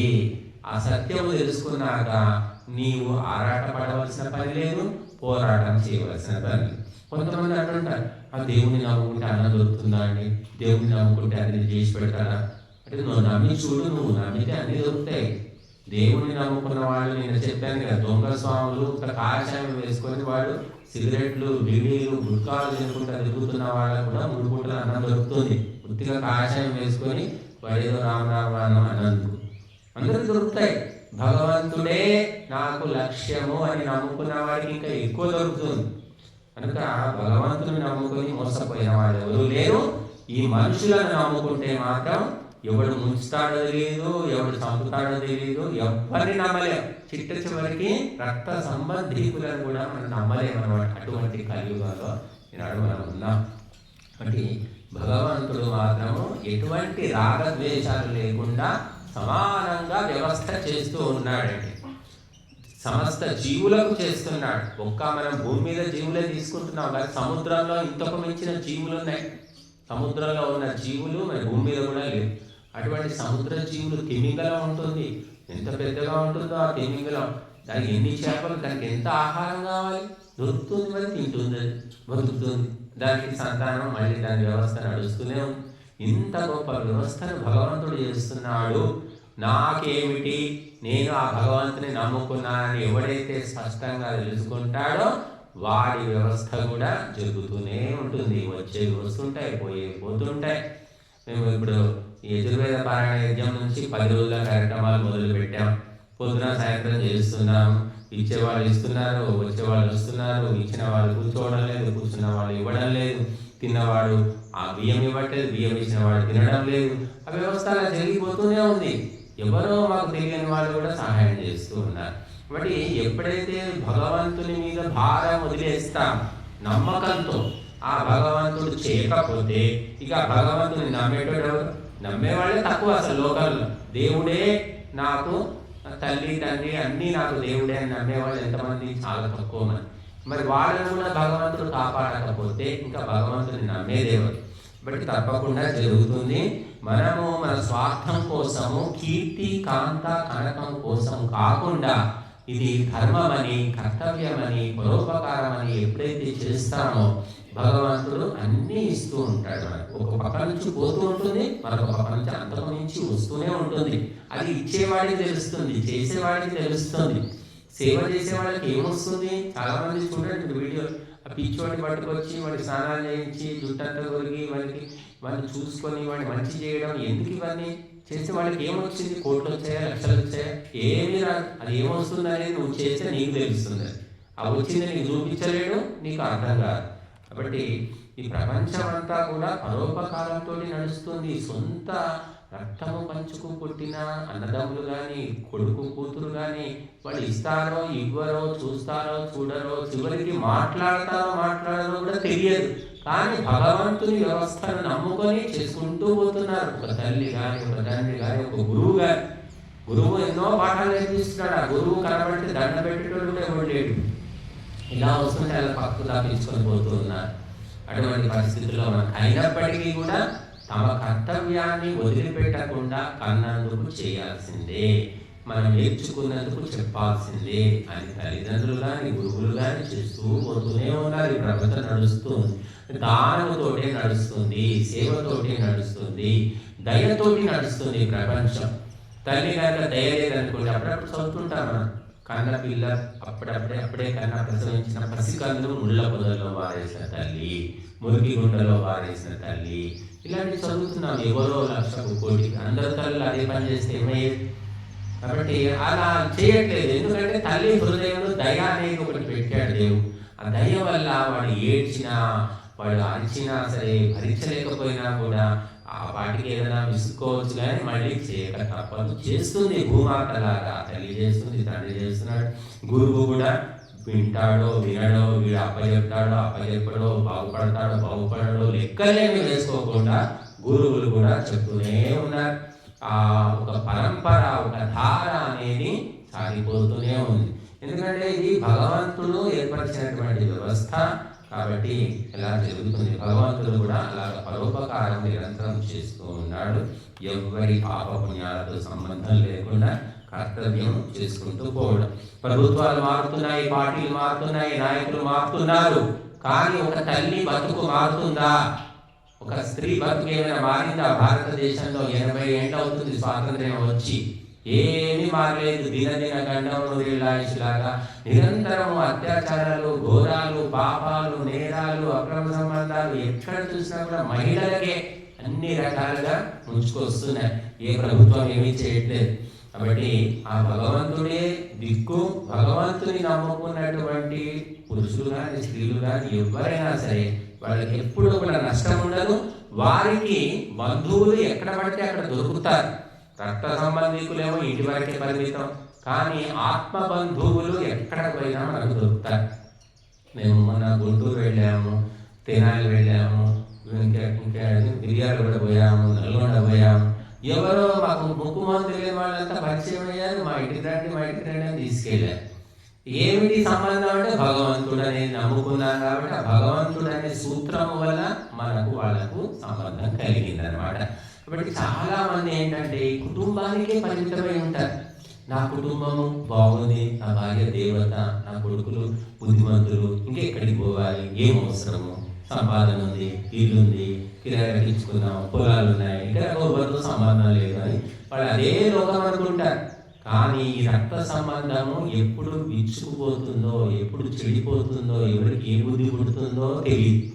కానీ ఆత్మ సంబంధం అనేది ఎటువంటి అపేక్ష లేకుండా నిరంతరం కొనసాగుతుంది. వాళ్ళకి ఇవ్వాల్సిన పనులేమి ఇవ్వకపోతే వాళ్ళు బాధపడరు, ఇచ్చాడని వీడు విడిచిపడడం అనమాట. కాబట్టి ఈ ఆత్మ సంబంధం భగవంతుని వల్ల ధర్మం వల్ల కలుగుతుంది. అటువంటి సంబంధాలు ఎవరికి ఉంటాయో వాళ్ళు ఎప్పుడూ కూడా భయపడే ప్రశ్నే లేదు. కానీ నీ కుటుంబ సభ్యులే ఎప్పుడు నిజ రూపం చూపిస్తారు నీకే తెలియదు. కానీ అందుకని రక్త సంబంధం కంటే జ్ఞాన సంబంధం గొప్పది అని చెప్పారు మహర్షులు. కాబట్టి మనము ఆ భగవంతుని యొక్క వ్యవస్థను తెలుసుకొని, ఆ గుణకర్మ స్వభావాలను తెలుసుకొని నడుచుకునే ప్రయత్నం చేయాలి. లేకపోతే మాత్రము ఏ కుటుంబమే మనకు ముఖ్యం అనుకుంటున్నామో అందులోంచి మనల్ని బయటికి నెట్టేసే పరిస్థితి కూడా వస్తుంది. మనము పేపర్లో మీరు చూడండి, నేరాలు, ఘోరాలు, క్రైమ్ వార్తలు చూడండి.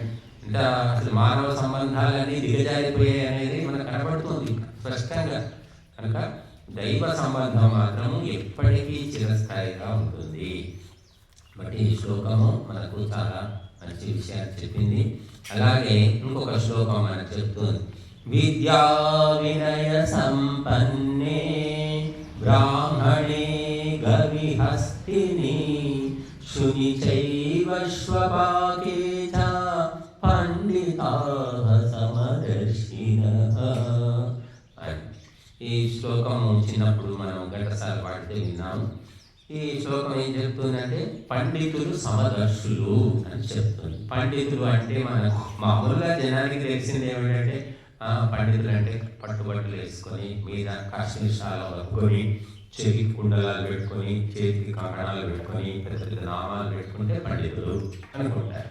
అంటే బాహ్య రూపం అన్నమాట. ఇదే పండితుడు అనుకుంటున్నారు. కానీ పండితుడు అంటే ఆత్మజ్ఞాన సంపన్నుడు, ఆత్మతత్వాన్ని తెలిసినవాడు. అతను ఎలా ఉంటాడంటే విద్యా వినయముతో కూడినటువంటి బ్రాహ్మణుని యందు, అలాగే ఆవు యందు, అలాగే ఏనుగులోను, అలాగే కుక్కలోను, అలాగే కుక్క మాంసము తినే వానిలోను కూడా ఆత్మతత్వాన్ని దర్శిస్తారు. భేదభావం అనేది వాళ్లకు ఉండదు అని ఈ శ్లోకం చెప్తుంది.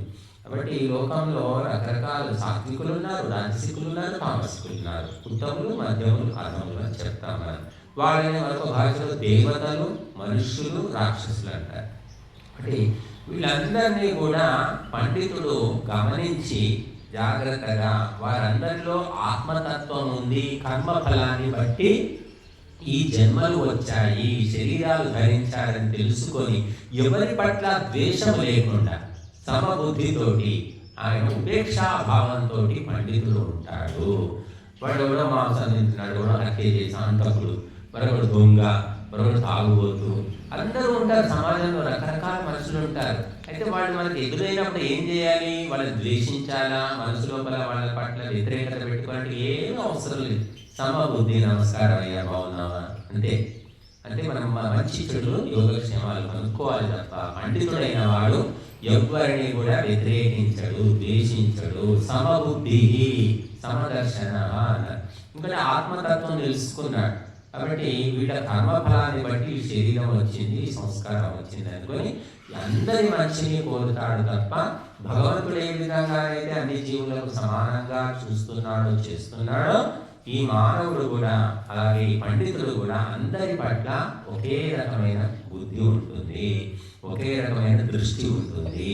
శునిచైవ స్వపాకేచ, అంటే కుక్కను కుక్క మాంసం తినేవాడు శబ్దం వచ్చి స్వపాకుడు అంటే చండాలుడు అంటారు. అంటే చండాలుడు అంటే పూర్వం ఉండేవాడు, ఇప్పుడు కూడా ఉన్నారు. చండాలుడు అంటే ఏంటి? కుక్క మాంసం అని కాదు, ఏ మాంసమైనా సరే తినేస్తూ ఉంటాడు. మనం చైనా వాళ్ళని చూస్తాం, మొత్తం చండాల దేశం అన్నమాట. అన్ని మాంసాలు తినేస్తారు వాళ్ళు. చివరికి మనిషి మాంసం కూడా చైనాలో అమ్ముతున్నారు అని చదివే అందులో. మరి పా మాంసం తింటారు, కప్ప మాంసం, చెర్రి మాంసం, ఏ మాటరగబ్బలు, తేళ్ళు అన్నీ తినేస్తుంటారు వాళ్ళు. వాళ్ళని చండాలుడు అంటారు. అటువంటి చండాలుడు ఎంత కూడా పండితులు సమదృష్టిని కలిగి ఉంటాడు. కానీ వాళ్ళు మోక్షాన్ని పొందుతారా? మరి వాళ్ళు మనకంటే చైనా డెవలప్డ్ కంట్రీ కదా. కొంతమంది అంటారు మనం శాఖాల్లో ఉన్నామండి, మన దేశంలో ఇన్ని వేదాలు, శాస్త్రాలు ఉన్నాయి, మనం థర్డ్ క్లాసే కదండి, ఫస్ట్ ఏమో అమెరికా, సెకండ్ ఏమో చైనా, థర్డ్ ఏమో మనం ఉన్నాం కదా అంటే అవును, నిజం, 3వ స్థానంలో భారతదేశం ఉంది. కానీ భగవంతుడు భౌతిక ఉన్నతిని, శారీరక ఉన్నతిని, ఆర్థిక ఉన్నతిని చూడడు. టెక్నాలజీ భగవంతుడికి అవసరం లేదు. టెక్నాలజీలో చైనా చాలా ముందుకుంది. భగవంతుడు ఏం కావాలి? భగవంతుడికి శుద్ధమైన మనస్సు కావాలి. దాన్ని బట్టి భగవంతుడు ఆనందాన్ని ఇస్తాడు తప్ప నువ్వు పెద్ద ₹1,00,00,000 కార్లో తిరిగితే నువ్వు స్వర్గానికి పోతావని కాదు. అక్కడ చైనా టెక్నికల్గా సైంటిఫిక్గా డెవలప్ అయింది తప్ప అక్కడ ఆధ్యాత్మిక లక్షణాలు ఏమున్నాయి? మానవ లక్షణాలే లేవు వాళ్ళకు. అహింస సత్యమస్తేయం బ్రహ్మచర్య పరిగ్రహయమాన్నారు. అహింసకు స్థానమే లేదు.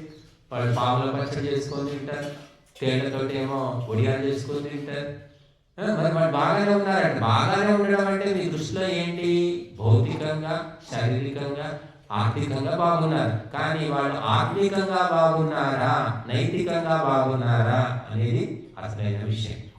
బట్ ఆత్మిక ఉన్నతి అనేది చాలా కష్టం అండి. ఒక మనిషిని కోటీశ్వరుడు, లక్షాధికారి, కళాకారుడు, మంత్రి, అధికారం ఎన్నో చూడొచ్చు మనం. కానీ ఒక వ్యక్తి ఆత్మోన్నతి పొందాడు అని గుర్తించడానికి మనిషికి సరిపోదు జ్ఞానం. ఒక వ్యక్తిని గుర్తించాలి, ఆత్మవేత్తను గుర్తించాలంటే అతనిలో సంస్కారం ఉంటేనే గుర్తిస్తారు. అందుకోసమే ఇదేం యజ్ఞానం చేస్తే ఏమొచ్చింది, యోగా చేస్తే ఏమొచ్చింది అంటే ఏమి రాదు, ఏమి కనబడదు నీకు. అది ఎవరికి వాళ్ళు అనుభవైక వేద్యము అని చెప్పారు. అనుభవించి చేసి తెలుసుకోవాల్సిందే తప్ప ఒకరికి చూపించేది కాదు, ఒకరికి ఇచ్చేది కాదు, ఒకరికి బదిలీ చేసేది కాదు, ఒకరికి అప్పులు ఇచ్చేది కాదు. ఎవరికి వాళ్ళు అనుభవించవలసిందే. ఒక స్త్రీ భర్త సేవ చేస్తుంది, పిల్లల్ని పెంచి పెద్ద చేసింది, ఏమొచ్చింది ఆమెకు? ఆమెకి ఏం కనబడుతుంది? ఆమె దగ్గర ఏముంది అంటే ఏమీ లేదు, కనబడేది కాదు. నువ్వు తెలుసుకోవలసింది వెంట ఉంటే నీకు అర్థమవుతుంది ఒక మనిషి, అంతే తప్ప ప్రతి ఒక్కటి కనిపించవు. కాబట్టి ఈ పండితుడు సమదర్శనంతో ఉండి ఎటువంటి రాగద్వేషాలు లేకుండా ఉంటాడు. అతనే నిజమైన పండితుడు. అంతే తప్ప ఈ కుండలాలు పెట్టుకొని, నామాలు పెట్టుకొని, మేకప్ చేసుకొని గోల్డ్ ఉన్నారు మధ్య పండితులు. మధ్య మరీ ఎక్కువైపోయింది. మంచి మంచి వేషాలు వేసుకొని తిరుగుతూ ఉన్నారు. ఎందుకంటే వేషానికి లోకంలో ఆదరణ ఉంది, వేషం లేకుంటే ఆదరణ లేదు. మా దగ్గర ఒక పండితుడు ఉండేవాడు, జ్యోతిష్ పండితుడు. ఆయన ఇక ఇప్పుడు చెవికి కుండలాలు నేను చెప్పిన లక్షణాలన్నీ ఉండేవి. ఆయన చేతులకు 4-8 వేళ్లకు 8 ఉంగరాలు ఉండేవి, కాంకణాలు ఉండేవి, పట్టుబట్టలు వేసుకునేది, జ్యోతిష్యం చెప్పేవాడు ఆయన. ఆయనకు ఒక జ్యోతిష్యం చెప్పాలంటే ఒకసారికి 50,000 ₹1,00,000 తీసుకునేవాడు. మంచివాడే. కానీ మరి అలా లేకపోతే ఎవడు రాడు కదా. మరి ఇలా మాలాగా ఓటు లేదు, బోనం లేదంటే ఎవడు రాడు. కాబట్టి అలా అన్నీ చేసుకొని ఒక 25-30,000 ఇల్లు కిరాయికి తీసుకొని ఉండేవాడు. నాకు చాలా పరిచయం. మేము వెళ్తే బాగా మర్యాద చేసి బాగా మాట్లాడేవాడు. అది చెప్తుండేవాడు నాకు. ఎప్పుడో ఏంది స్వామీజీ మీరు అట్లా ఉన్నారంటే సింపుల్గా ఉండొద్దు, ఇంకా సింపుల్గా ఉంటే ఎవరు రారు, ఎవరు పట్టించుకోరు, మీరు ఉంగరాలు పెట్టుకొని నామాలు పెట్టండి, అది పెట్టండి, ఊరికే చెప్తుండేవాడు. నేను విని ఊరుకునేవాడిని కానీ పాటించేవాడిని. చెప్పి ఆయన ఇంకా అయ్యే పని కాదు, ఊరుకున్నాడు. తర్వాత ఏమైంది, ఆయన ఎన్ని లక్షలు జమ చేశాడు వాళ్ళ దగ్గర వీళ్ళ దగ్గర జ్యోతిషం అని చెప్పి. చివరికి కరోనా టైంలో కరోనా వచ్చింది, పోయాడు. ఎంత పెద్ద వయసు కూడా 35-36 ఉంటాయి. పెళ్ళి అయితే ఆ భార్య కూడా కేసులు పెట్టింది. కేసులు పెడితే ఆ కేసులు కోర్టు చుట్టూ తిరగడం, పాపం ఆ ఇబ్బందులు పడ్డాడు. కాబట్టి మనం ఎప్పుడైనా సరే ఆడంబరంతో, అట్టహాసంతో కొంతకాలమే మోసం చేయగలుగుతాము, జీవించగలుగుతాం. మనం ఆత్మతత్వాన్ని తెలుసుకోవాలంటే సరళంగా ఉండాలి, సింపుల్గా ఉండాలి. వేషాలు అవసరం లేదు. వేషాలు ఎవరి కోసం? జనాలను నమ్మించడానికి. జనాలు కావాలా, నీకు దేవుడు కావాలా, ధర్మం కావాలా? బట్టి మన జనం కోసం కాదు, మనం ఉండే పద్ధతిలో ఉంటే వచ్చేవాళ్ళే వస్తారు అని మనం తెలుసుకోవాలి. బట్టి పండితులు అంటే ఆత్మజ్ఞానానికి వ్యతిరేకంగా ప్రవర్తించకూడదు, ఒక సామాన్యులాగా చేయకూడదు. పండితుడికి ఎంతో తెలివి ఉంటుంది, ఎంతో తెలివి ఉండి నువ్వు కూడా అదే వృద్ధంలో దిగితే లాభమే ఉంది. కాబట్టి పండితుడు సమదృష్టితోటి వెలగాలి, ఎవరి పట్ల ద్వేషం ఉండకూడదు, అందరి మంచిని కోరాలి. అందుకే ఏం చెప్తాం, సర్వే జనా సుఖినో భవంతు లోకా సమస్తా సుఖినో భవంతు. ఎవరంటారు? పండితులు అంటారు, పురోహితులు అంటారు, ఎవరు కూడా అన్నారు. కాబట్టి అందుకోసమే పండితులు, విద్వాంసుల దగ్గరికి అన్ని పార్టీల వాళ్ళు వస్తారు, అన్ని కులాల వాళ్ళు వస్తారు, అన్ని ప్రాంతాల వాళ్ళు కూడా వస్తారు. ఎందుకంటే ఎవరి పట్ల భేదభావం అనేది చూపించడు కాబట్టి. కనుక అది పండితుని యొక్క లక్షణం ఈ శ్లోకం మనకు చెప్తుంది. అలాగే మనం ఎవరికి శాంతి దొరుకుతుంది? శాంతి దొరకాలంటే ఎటువంటి ఆలోచన ఉండాలి, ఎటువంటి అవగాహన ఉండాలి అంటే ఈ శ్లోకం చెప్తుంది. చివరి శ్లోకం చూడండి, 29వ శ్లోకం. భోక్తారం యజ్ఞ తపసా సర్వలోక మహేశ్వరం సుహృదం సర్వభూతానాం జ్ఞాత్వా మాం శాంతిం పృచ్ఛతి. కనుక ఆ పరమాత్మ తత్వాన్ని తెలుసుకున్నవాడు శాంతిని పొందుతాడు. ఆ పరమాత్మ ఇలాంటి వాడు అంటే యజ్ఞ తపసా భోక్తారం, యజ్ఞాలు తపస్సులు వీటన్నిటికీ కూడా భోక్త, వాటి ఫలితాన్ని స్వీకరించేవాడు. తర్వాత సర్వలోక మహేశ్వరం, సమస్త లోకాలకు శాసకుడు. సర్వభూతానాం సుహృదం, అన్ని ప్రాణులకు మిత్రుడట భగవంతుడు. ఏ ప్రాణికి శత్రువు కాదు, అన్ని ప్రాణులకు భగవంతుడు మిత్రుడే అని ఎవరైతే తెలుసుకుంటాడో వాడు శాంతిని పొందుతాడు అని చెప్తుంది శ్లోకం. కనుక ఈ యజ్ఞాలు తపస్సులు అన్నీ చేస్తూ ఉన్నాం. వీటన్నిటికీ ఎవరు అంటే భగవంతుడే భోక్త, అంటే వీటిని స్వీకరించేవాడు. వీటిని స్వీకరించి వాటికి ఫలాలను ఇస్తూ ఉన్నాడు. తపస్సు చేస్తున్నాం, మౌనంగా ఉండడం ఒక తపస్సు. ఋతం తపః, సత్యం తపః, శమస్తపః, దమస్తపః, దానం తపః, యజ్ఞం తపః అని చెప్పారు. తపస్సు అంటే ఏదో అడవిలో పోవడమే కాదండి, దానం కూడా తపస్సే అన్నారు, యజ్ఞం కూడా తపస్సే. శృతం తపః, వేదాలను వినడము, గురువుల ఉపదేశాలు వినడం కూడా తపస్సేనట. కదలకుండా కట్టెల్లాగా బొమ్మల్లాగా కూర్చొని చెప్పింది నెత్తికెక్కించుకొని ఓపికతో నిద్రపోకుండా వినాలి అంటే తపస్సు. మధ్య మధ్యలో కూర్పాట్లు వచ్చినా కూడా నేను పడుకోవడం ఏంటంటే మళ్ళీ కూర్చుని వినాలి అంటే వినడం కూడా తపస్సే. అందుకే శృతం తపః అన్నారు. వృతం తపః, ధర్మ మార్గంలో నడవడం కూడా తపస్సేనట. శమస్తపః, దమస్తపః. శమము అంటే మనస్సును నిగ్రహంలో పెట్టుకోవడం, అదుపులో పెట్టుకోవడం తపస్సే. ఇంద్రియాలను అదుపులో పెట్టుకోవడం తపస్సే. యజ్ఞం తపస్సే, దానం తపస్సే. ఇవన్నీ తపస్సులు అని చెప్పారు. వీటన్నిటికీ ఫలం ఇచ్చేది ఎవరు? ఏ గవర్నమెంట్ ఇస్తుంది, ఏ పార్టీ ఇస్తుంది? ఎవరు ఇవ్వడు, భగవంతుడు తప్ప ఎవరు ఇవ్వరు. వాటి కొంతమంది మౌన దీక్ష అంటారు, మౌనంగా ఉంటారు, మాట్లాడు 1 రోజు 2 రోజులు 4 రోజులు 40 రోజులు, దానికి కూడా ఒక ఫలితం ఉంటుంది, అది భగవంతుడు ఇస్తాడు. కాబట్టి ఇవన్నీ తపస్సులకు కర్త భోక్త ఎవరు అంటే తీసుకునేవాడు ఎవరంటే భగవంతుడు. వీటన్నిటిని స్వీకరిస్తూ ఉన్నాడు, సమస్త లోకాలను శాసిస్తున్నాడు. ఈ మనకు 14 లోకాలు ఉన్నాయి, ఏమంటారు, చతుర్దశ భువనాలు అంటారు. భూలోకము, భూరలోకము, స్వర్లోకము, మహోలోకము, జనోలోకము, తపోలోకము, సత్యలోకము. ఊర్ధ్వలోకాలు 7 ఉన్నాయి, అధోలోకాలు 7 ఉన్నాయి. తల, వితల, అతల, సుతల, మహాతల, రసాతల, పాతాళ లోకాలు. ఈ అధోలోకాలు 7, ఊర్ధ్వలోకాలు 7, 14 భువనాలను భగవంతుడు శాసిస్తున్నాడు. అలాగే భూలోకము, అంతరిక్షము, ద్యులోకము, ఈ 3 లోకాలను కూడా భగవంతుడు శాసిస్తూ ఉన్నాడు. కాబట్టి వీటన్నిటినీ ఒకే పరమాత్మ తత్వము నడిపిస్తున్నదని ఎప్పుడు నువ్వు తెలుసుకుంటావో అప్పుడు నీ మనసులో ఉన్నటువంటి గందరగోళము, గజిబిజి అంతా దూరం అయిపోయి మనసు ప్రశాంతతను పొందుతుంది. రకరకాలుగా ఆలోచించే వ్యక్తికి ఎప్పటికీ శాంతి ఉండదు.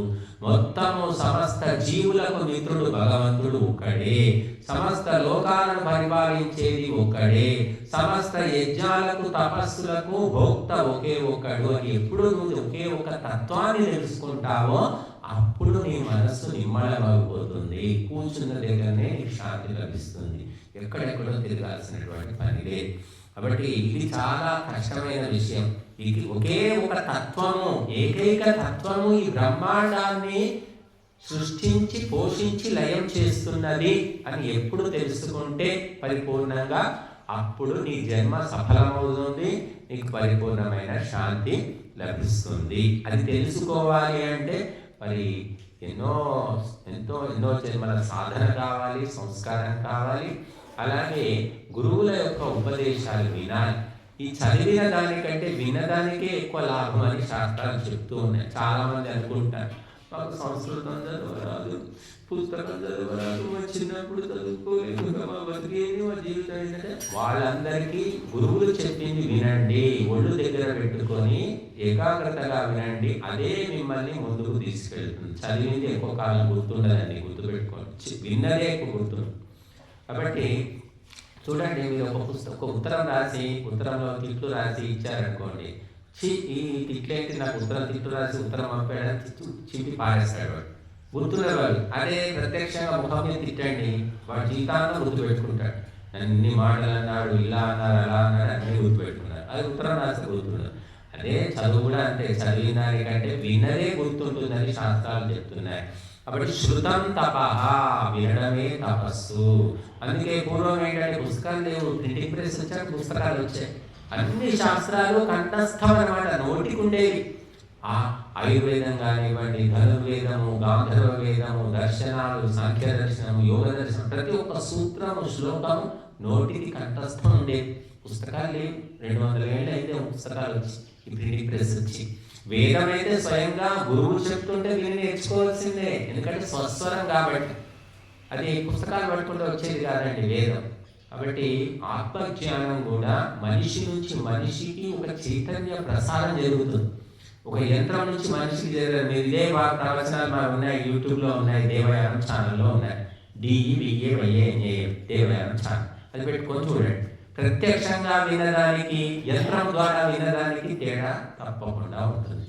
కాబట్టి ప్రత్యక్ష అనుభవం అనేది గొప్పది. అందుకే పూర్వం ఏంటి, గురువు దగ్గరికి వెళ్ళి ఆ గురువుకు సేవ చేసి వాడికి ఎప్పుడు దయగలుగుతుందో చెప్పలేము. బుద్ధిమంతులైన గురువు దొరికితేనేమో అది వేరు. కొంతమంది కోపిష్టి గురువులు ఉంటారు, కొందరు లోభి గురువులు ఉంటారు, రకరకాల గురువులు ఉంటారు. కాబట్టి ఆ గురువు ఎప్పుడు ఉపదేశిస్తాడు, ఆయన ఇష్టం అన్నమాట, ఈ శిష్యుని ఇష్టం ఏమీ లేదు. అప్పటిదాకా చచ్చినట్టు సేవ చేస్తూ చేస్తూ చేస్తూ ఉండాల్సిందే. చేసి చేసి పరిపక్వమై ఆ గురువు చెప్పకపోయినా ఆ సేవ చేయడం వల్ల మనసు శుద్ధమైపోయి అతని మనసులోనే ఆ జ్ఞానోదయం అనేది అవుతుంది. అయిన సంఘటనలు కూడా ఉన్నాయి. కాబట్టి చేసేదేదో మనస్ఫూర్తిగా శ్రద్ధగా చేయాలి. భర్తకు భార్య సేవ చేస్తుంది, మనస్ఫూర్తిగా ఆమె చేసి పిల్లల్ని కూడా మనస్ఫూర్తిగా మెచ్చినప్పుడు వాళ్ళు సేవలు పొందిన వాళ్ళు ఆమెకు ద్రోహం చేసినా, ఆమె సేవలు గుర్తించకపోయినా సరే ఆమె మనస్ఫూర్తిగా చేసింది కాబట్టి ఆమెకి ఇవ్వవలసిన ఫలితాన్ని భగవంతుడు తప్పకుండా ఇస్తాడు. అందుకే తెలంగాణలో చెప్తూ ఉంటారు, గరిక తిన్న గాడిద చెడుతుంది కానీ గరిక చెడదు, గరిక మళ్ళీ మొడుస్తూనే ఉంటుందట. అట్లాగా ఎవరైనా సరే అవకాశం వచ్చినప్పుడు మనం చేసేది మనస వాచ కర్మన త్రికరణ శుద్ధిగా మనం చేశామంటే ఫలితం తప్పకుండా భద్రంగా ఉంటుంది. ఎవ్వరు దాన్ని దోచుకుపోలేరు. ఆ సేవలు పొందిన వాళ్ళు తెలుసుకోకపోని దాన్ని మరొక రకంగా వ్యాఖ్యానించని, ఏమైనా కానీ నీకు సంబంధం లేదు, నువ్వైతే చేశావు కాబట్టి నీ ఫలితం ఎక్కడికి వెళ్ళదు. కాబట్టి భగవంతుడిని మనము సమస్త లోకాలకు పాలకుడిగా, సమస్త ప్రాణులకు మిత్రుడిగా, యజ్ఞ తపస్సులన్నిటికీ కూడా భోక్తగా ఎప్పుడైతే పరిపూర్ణంగా తెలుసుకుంటామో అప్పుడు పరిపూర్ణమైన మనశ్శాంతి లభిస్తుంది. ఇక్కడ పోవాలి, అక్కడ పోవాలి, అది చూడాలి, ఇది చూడాలి, ఎక్కడెక్కడికో తిరుగుతూ ఉంటారు చాలా మంది. పాపం ఎంత తిరిగినా వాళ్ళకి శాంతి దొరకదు. వెళ్ళినంత వరకు ఏదో శాంతి అనిపిస్తుంది, మళ్ళీ ఇంటికి రాగానే ఎప్పటిలాగానే అశాంతి ఉంటుంది. అందుకే శాంతి, అశాంతి పోయి శాంతి రావాలి అంటే శాంతి స్థాపకుడైనటువంటి శాంతిమూర్తి అయిన పరమాత్మ తత్వాన్ని మనం తెలుసుకొని ఉపేక్షాభావంతో లోకంలో మెలగాలి. అలాగే మరి భగవంతుని యొక్క లక్షణాలను, భగవంతుని గుణాలను మనం చింతన చేసుకోవాలి. భగవంతుడికి ఇష్టమైన కార్యాలు ఎవరు చేస్తూ ఉంటారో వాళ్లకు క్రమక్రమంగా శాంతి లభిస్తూనే ఉంటుంది. మరి భగవంతుడికి వ్యతిరేకమైన పనులు మనం చెయ్యకూడదు, పాల్గొనకూడదు, సహకరించకూడదు. అది అంతా అధర్మమే. అంటే భగవంతుడు ఏది మెచ్చుతాడు అనేది మనం తెలుసుకొని అవే పనుల లోపల నిమగ్నం కావాలి. చేతనైతే సహాయం చేయాలి, లేకపోతే ఊరికే వచ్చి అలా కూర్చున్నా కూడా సరిపోతుంది. కాబట్టి ఈ రకంగా పరమశాంతిని మరి తెలుసుకున్నటువంటి వ్యక్తి పొందుతాడు. పొందనంత వరకు కూడా జన్మలు జన్మలు జన్మలు తప్పనే తప్పవన్నమాట. కాబట్టి ఈ శ్లోకం ఇంకా మనకు అనేక శ్లోకాలు ఉన్నాయి. కాకపోతే మనం ఇప్పుడైతే సమయం గంట వస్తుంది. ఇంకా ఏం చెప్తున్నారు ఈ 10వ శ్లోకంలో? బ్రహ్మణ్యాదాయ కర్మాణి సంగం త్యక్త్వా కరోతి యః లిప్యతే న స పాపేన పద్మపత్రమివాంభసా. అంటే పద్మపత్రము అంటే తామర ఆకు, తామరాకు. పద్మంలో పద్మ లక్ష్మీదేవి నివాసం ఏమిటంటే పద్మము అని చెప్తారు. ఆ పద్మము ఎక్కడ ఉంటుందంటే చెరువుల్లో, కుంటలో మనం అక్కడక్కడ చూస్తాం. అది మరి ఆ చెరువు నీళ్లు బురద ఉండొచ్చు, నీళ్లు ఎలాగైనా ఉండొచ్చు. ఆ నీళ్లు కూడా బురద కూడా ఆ తామరాకుకు అంటదు, అంటకుండానే ఉంటుంది. నీళ్ళలో ఉంటుంది, నీళ్ళు అంటాం. చూడండి విచిత్రం. ఎందుకంటే తామరాకు పైన ఒక నూనె లాంటిది ఒక లేయర్, ఒక పొరలాగా ఉంటుంది, ఒక నూనెలాగా. ఆ పొర ఉండడం వల్ల తామరాకు మీద నీటి బొట్టు ఉంటుంది, కానీ అది తడవదు, అంటదు, అంటకుండా ఉంటుంది. ఆ విధంగా ఎవరైతే సమస్త కర్మలు, ధర్మ కార్యాలన్నీ చేస్తూ కూడా అవి నేనే చేస్తున్నాననే భావన వదిలిపెట్టి, అంటే ఆ అహంకార మమకార భావన లేకుండా ధర్మకార్యాలు ఎవరు చేస్తూ ఉంటారో వాడికి పాపము అంటదు, పుణ్యము అంటదు, ఏది అంటదు. వాడు ఉపేక్షా భావాన్ని పొంది ఉదాసీనంతో అతడు పరమాత్మ తత్వాన్ని పొందుతాడు. అంటే పుణ్యము చేస్తేనేమో స్వర్గము పొందవలసి వస్తుంది, పాపం చేస్తే నరకం పొందవలసి వస్తుంది. కాబట్టి పుణ్యము కాకూడదు, పాపము కాకూడదు, రెండు కానప్పుడే నీకు మోక్షం వస్తుంది. అందుకని ఉపేక్షాభావంతో ఉండాలని చెప్పారు. అందుకని ధర్మకార్యాలు చేస్తేనేమో అవి ప్రత్యక్షంగా వాటిలో భాగాన్వితులమై అహంకార మమకారాలతో ఏవి చేసినా కూడా మనకు స్వర్గము నరకము తప్పవు. కనుక ఉదాసీనంగా ఉండి నువ్వు చేసినప్పుడు నీకేది కూడా అంటదు. ఆసక్తి లేకుండా చేయడం అంటారు. ఆసక్తి అనేది ఉన్నదంటే తప్పకుండా అది వాసన రూపంలో అంటుకుంటుంది. కాబట్టి నిష్కామ కర్మ అని చెప్పారు. నిష్కామ కర్మ చేసే వాడికి పుణ్యం అంటదు, పాపం అంటదు. చెప్పుకున్నాం కదా ఉదాహరణ, ఆ రోడ్డు మీద ముసలమ్మకు కంబళి కప్పాము, దాంట్లో లాభము వచ్చేది లేదు, కీర్తి ప్రతిష్టలు వచ్చేవి లేదు. ఫోటోలు తీసి దాన్ని ప్రచారం చేసుకుంటేనేమో అన్నీ వస్తాయి. ఏమీ చేసుకోవట్లేదు, గుట్టు చప్పుడు కాకుండా మన సేవ ఇస్తున్నాము, వచ్చేస్తున్నాం. దీన్ని ఏమంటారు? నిష్కామ కర్మ. దీని ఫలితం ఏమిటంటే మోక్షం అని చెప్పారు. కనుక ధర్మకార్యాలు చేస్తే పుణ్యకార్యాలు కాబట్టి స్వర్గం అంటే ఉత్తమ జన్మలు వస్తాయి. పాప పనులు చేస్తే నీచ జన్మలు వస్తాయి. ఈ రెండూ కాకుండా కీర్తి కాంత కనకాలను కోరుకోకుండా ఉపకారం చేయడం మర్చిపోవడం, అంతే. మనసులో ఎటువంటి ఆశ పెట్టుకోకుండా చేయడం, దాన్ని నిష్కామ కర్మ అంటారు. దానికి ఫలితం మోక్షం అన్నమాట. కాబట్టి యోగులు ఏం చేస్తారు అంటే పుణ్యకర్మలు చేయరు, పాపకర్మలు చేయరు, నిష్కామ కర్మలు చేస్తూ ఉంటారు. కాబట్టి వాళ్ళు ఎప్పుడూ ఆనందంలో, మోక్షంలో ఉంటారు. ఏదైనా ఒకటి ఆశిస్తే అది దొరకకపోతే, ఎక్కువ తక్కువగా లభిస్తే మనిషి బాధపడతాడు. కాబట్టి అసలు ఆశనే పెట్టుకోకుండా భగవంతుని యొక్క శాసనము, భగవంతుడు చేయమన్నాడు చెయ్యాలంటే మన సంబంధం లేదు అని ఎవరైతే ఆ సేవకుడిలాగా, సైనికుడిలాగా చేసుకుంటూ పోతాడో వాడికి ఏది కూడా అంటదు. తామరాకు మీద నీటి బొట్టులాగా వాడు ఉంటాడన్నారు. అదే యోగ దర్శనంలో ఈశ్వర ప్రణిధానము అని చెప్పారు. అన్నీ చేస్తాడు. మహర్షి దయానందుడు భగవంతుని ఆజ్ఞలన్నీ పాటించాడు, అన్నీ చేసుకుంటూ పోయాడు. తిట్టిన వాళ్ళు తిట్టారు, కొట్టిన వాళ్ళు కొట్టారు, విషం పెట్టిన వాళ్ళు విషం పెట్టారు, దాడి చేశారు, ఎన్నో రకాలుగా హింసించారు. మంచి మాటలు చెప్తే అందరూ ఊరుకోరు కదండి, అందరికీ మంచి సంస్కారం లేవు. కాబట్టి అన్నీ కూడా ఆయన సహించుకొని భగవద్ అర్పణం, ఇది భగవంతుని శాసనము అని చెప్పాడు, నేను చేస్తున్నాను. ఈ మంచి చెడులతో నాకు సంబంధం లేదు, అది చెప్పిన ఆయనకే చేరుతుంది అని వదిలిపెట్టేసుకున్నాడు. కాబట్టి అటువంటి స్థితిని నిష్కామ కర్మ అంటారు. అది మోక్షానికి దారితీస్తుంది అని చెప్పారు. మంచి పనులు చేయగానే అందరూ ఏం పొగడతారండి, మంచి పని చేయగానే అందరూ ఏం సన్మానాలు చేయరు. కాకపోతే మనం ఆశించకూడదు, సన్మానాలు చేసినా పట్టించుకోకూడదు. అన్నిటికీ కూడా ఉదాసీనం అన్నారు, ఉపేక్షాభావం అన్నారు. ఆ రకంగా ఎవరైతే చేసుకుంటూ పోతారో వాళ్ళు సంసారంలో ఉండి, జన్మలో ఉండి కూడా ఆ తామరాకు మీద నీటి బొట్టులాగా జీవన్ముక్తుడిగా ఉంటారు అని చెప్పారు. కాబట్టి దయానందుడు అన్నీ భరించుకున్నాడు కాబట్టి ఆయన చివరికి ఏం చెప్తారు, చనిపోయే ముందు కూడా విషాహారాన్ని ఆయన తినిపించారు. ఎందుకంటే నువ్వు విగ్రహారాధన చేయొద్దంటావు, దేవుడు అవతారం ఎక్కడని చెప్తున్నావు, ఈ రకరకాల దేవతలు లేవు, ఒకడే పరమాత్మ అని చెప్తున్నావని ఆయన మీద పగ పెట్టుకుని విషం పెట్టారు.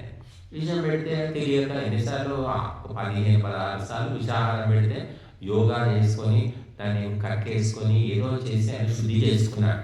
కానీ 16వసారి భయంకరమైన ఏదో కాలకుంట విషయమే ఆయనకి తినిపించేసరికి అది శరీరంలో కలిసిపోయింది. దాన్ని బయటికి తీయలేకపోయాడు. చివరికి దీపావళి రోజు ఆయన ముహూర్తం చూసుకొని ఆ రోజు సాయంత్రము స్నానం చేసుకొని జుట్టు, తల వెంట్రుకలు, ఆ గడ్డం అన్ని తీసేసుకొని పవిత్రంగా కూర్చొని భగవంతుని ప్రార్థన, ఈశ్వర స్తుతి మంత్రాలు చదివేసుకొని, ఓ భగవంతుడా తేరీ ఇచ్చా పూర్ణ హో తూనే అచ్చి లీలా కియా అని 2 వాక్యాలు చెప్పి శరీరాన్ని వదిలిపెట్టేశారు. చుట్టూ శిష్యులు ఉన్నారు, విద్వాంసులు, మేధావులు అందరూ చూస్తున్నారు. ఒక మనిషి ఈ రకంగా ప్రార్థన చేసి శరీరాన్ని తనకు తాను వదిలిపెట్టడం ఏంటి సంచితం. మరణం అంటే భయంకరంగా ఉంటుంది అసలు. అటువంటిది ఒక చక్కగా దైవ ప్రార్థన చేసుకొని ప్రశాంతంగా ప్రాణాలు వదిలేయడం అనేది, ఆ గురుదత్తు విద్యార్థి అని ఒక అతను వచ్చాడు అప్పుడు దయానందుని కలవడానికి. నాస్తికుడు, గొప్ప విద్వాంసుడు, ఆయన నాస్తికుడు, దేవుడు లేడు ఏమి లేడని ప్రచారం చేసే వ్యక్తి. అటువంటి వ్యక్తి చివరి సందర్భంలో మహర్షి దయానందుడు దైవ ప్రార్థన చేసి శరీరం వదిలిపెట్టడం చూసి మారిపోయాడు. నాస్తికత్వం వదిలిపెట్టేసి ఆయన వేద భక్తుడైపోయాడు. అట్లా మహర్షి దయానందుడు 2 మాటలు చెప్పాడు. తూనే తేరీ ఇచ్చా పూర్ణుహో, నీ ఇచ్చయే నెరవేరునుగాక, నీ సంకల్పమే నెరవేరుగా. అంటే ఎందుకన్నాడు, మనిషి ఎన్నో అనుకుంటాడు, ఎన్నో ఊహల్లో తేలిపోతాడు, అది చేస్తాం ఇది చేస్తాం. మహర్షి దయానందుడు కూడా ఎన్నో అనుకున్నాడు. 4 వేదాలు భాష్యం రాయాలనుకున్నాడు. ఇక్కడ ఒక వేదం రాశాడు.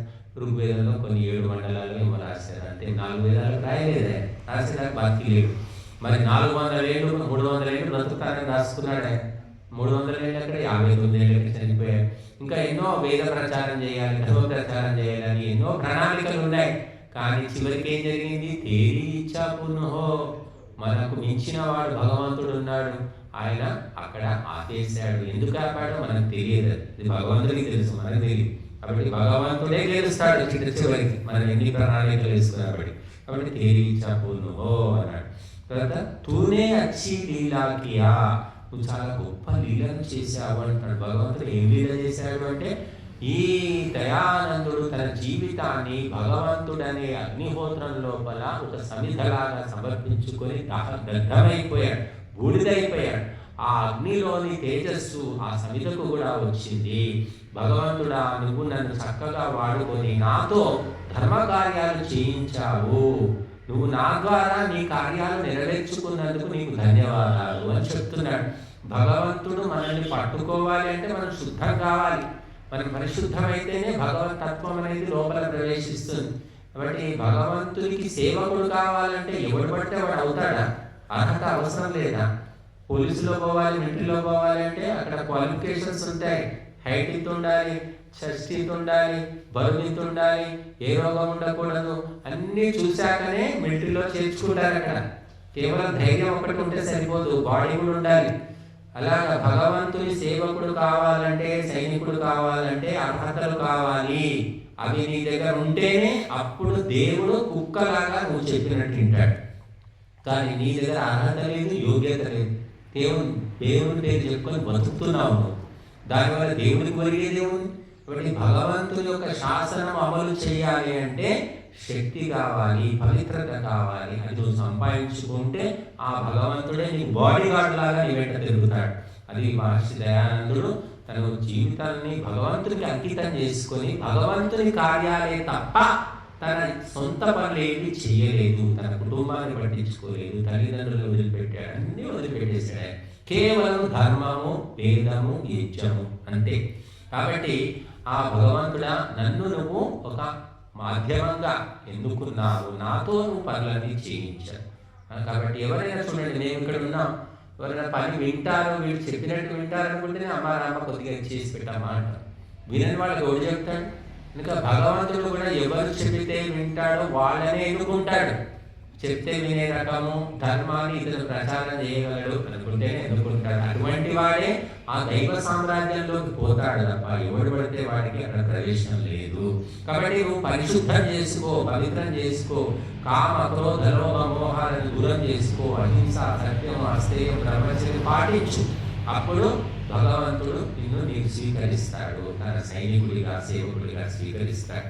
ఏ ఆఫీస్లోనైనా సరే, మరి ఆఫీస్లో మనం ఆఫీసర్ కావాలన్నా ఆఫీస్లో కూడడానికి కూడా ఒక ఇంటర్వ్యూ ఉంటుందండి, ఒక క్వాలిఫికేషన్ ఉంటుంది.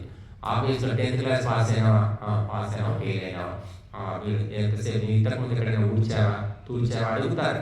అన్నీ చూసిన తర్వాతనే వాటిని తీసుకుంటారు. ఆ విధంగా భగవంతుని భక్తునిగా మారాలన్నా సేవకునిగా మారాలన్నా అర్హత కావాలి. నువ్వు ఎంత సమయం ఇస్తున్నావు ధర్మం కోసము?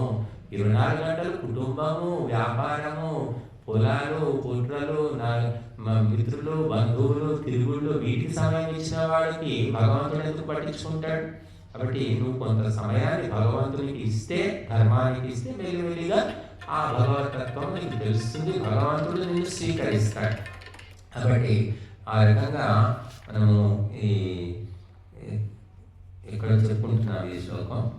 బ్రహ్మణ్యాధాయ కర్మాణి, సమస్త కర్మలను బ్రహ్మయందు నిమగ్నం చేసి పరమాత్మకు సమర్పితం చేసి, సంగము అంటే అది రాగద్వేష సంబంధం ఏమీ లేకుండా, వాడు నన్ను పొగడలేదు, వీడు నన్ను తిట్టాడు, నాకు కిరీటం పెట్టలేదు, నాకు సన్మానం చేయలేదు, నా పేరు పెద్దక్షరాలతో రాయలేదు, ఇలాంటి ఆలోచనలు ఏమీ లేకుండా దైవ కార్యము ధర్మ కార్యం చేయాలి అని ఎవరైతే చేసుకుంటూ పోతారో వాడు తామరాకు మీద నీటి బొట్టులాగా ఈ లోక వాసన అనేది అంటకుండా ఉంటాడు అని శ్లోకం చెప్తుంది.